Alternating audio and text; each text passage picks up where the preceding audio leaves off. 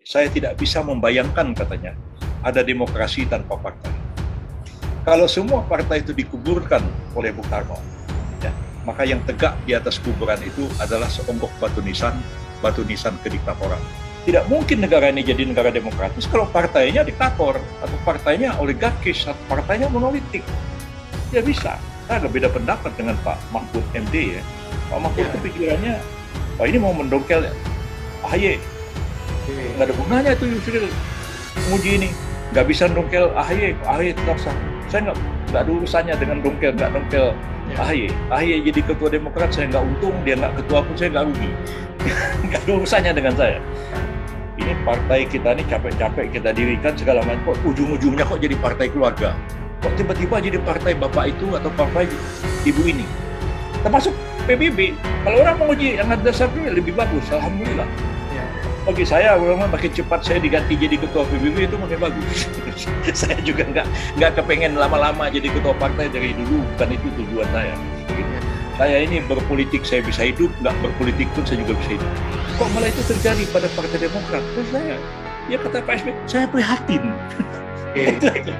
Terima kasih sudah klik video ini. Jangan lupa tekan tombol subscribe untuk bergabung.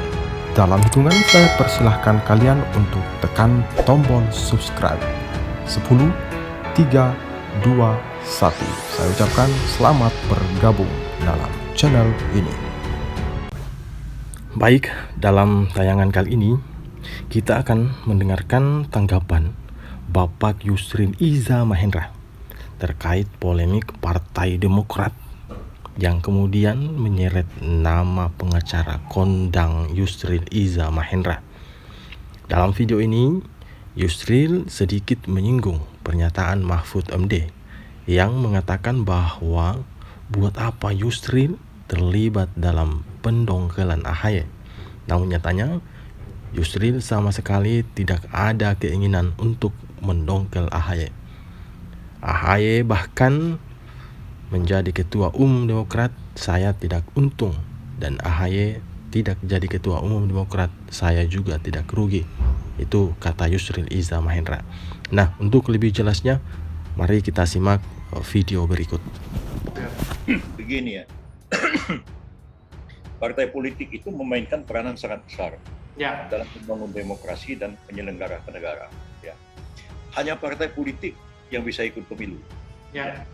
Nggak bisa orang ikut pemilu tanpa partai politik. Ya. Hanya partai politik yang bisa mencalonkan presiden dan wakil presiden. Kemarin sebelum ada calon independen, hanya partai politik yang bisa mencalonkan gubernur, bupati, wali kota. Ketika partai sudah terbentuk, partai nggak bisa dibubarin oleh siapapun, termasuk oleh presiden.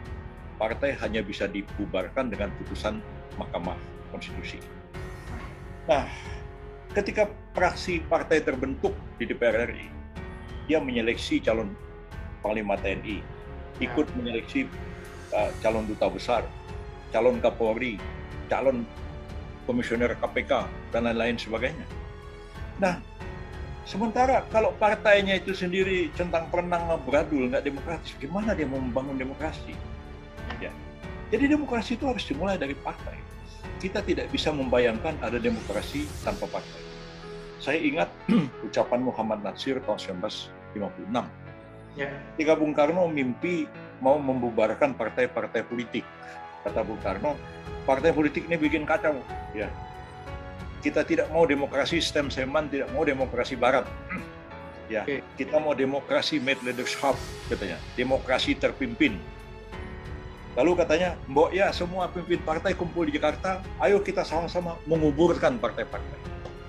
Lalu apa jawab Muhammad Natsir? Kalau partai-partai, saya tidak bisa membayangkan, katanya, ada demokrasi tanpa partai. Kalau semua partai itu dikuburkan oleh Bung Karno, ya, maka yang tegak di atas kuburan itu adalah seonggok batu nisan kediktatoran. Dan saya kira Natsir betul, demokrasi terpimpin itu penuh dengan kediktatoran. Zaman itu Natsir sendiri ditangkap, dipenjarakan, Syahrir dipenjarakan, segala macam. Nah, zaman itu tanpa pengadilan. Nah, jadi demokrasi itu harus dibangun melalui partai. Partai harus demokratis. Ya, tidak mungkin negara ini jadi negara demokratis kalau partainya diktator, atau partainya oligarkis, atau partainya monolitik. Ya bisa. Dan Anda harus tahu ya bahwa saya agak beda pendapat dengan Pak Mahfud MD ya. Pak Mahfud itu pikirannya, wah ini mau mendongkel AHY. Nggak ada gunanya itu Yusril nguji ini. Nggak bisa dongkel AHY tetap sah. Saya nggak ada urusannya dengan nggak dongkel AHY. AHY jadi ketua Demokrat, saya nggak untung, dia nggak ketua pun saya nggak rugi. Nggak ada urusannya dengan saya. Tapi saya berpikir jauh ke depan. Ya. Kalau sekiranya terobosan ini dikabulkan oleh Mahkamah Agung, akan banyak orang, ya, anggota partai yang menguji anggaran dasarnya ke Mahkamah Agung. Ya, ini partai kita ini capek-capek kita dirikan segala macam, kok ujung-ujungnya kok jadi partai keluarga. Kan ngomel orang kan? Nah, kesel orang. Nah, kok tiba-tiba jadi partai bapak itu atau partai ibu ini?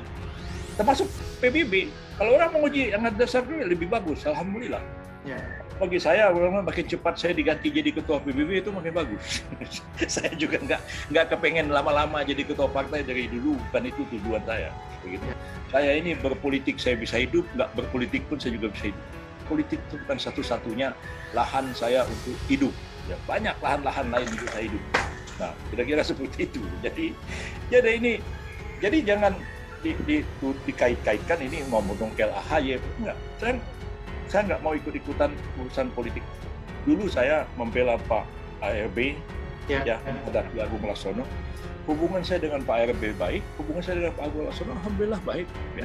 Dengan pengacaranya yang dipimpin Pak Loren Siburian, kita berteman, bersahabat, rangkul-rangkulan. Nggak ada kita caci maki satu dengan yang lain. Kok malah itu terjadi pada Partai Demokrat? Terus saya, ya kata Pak SBY, saya prihatin.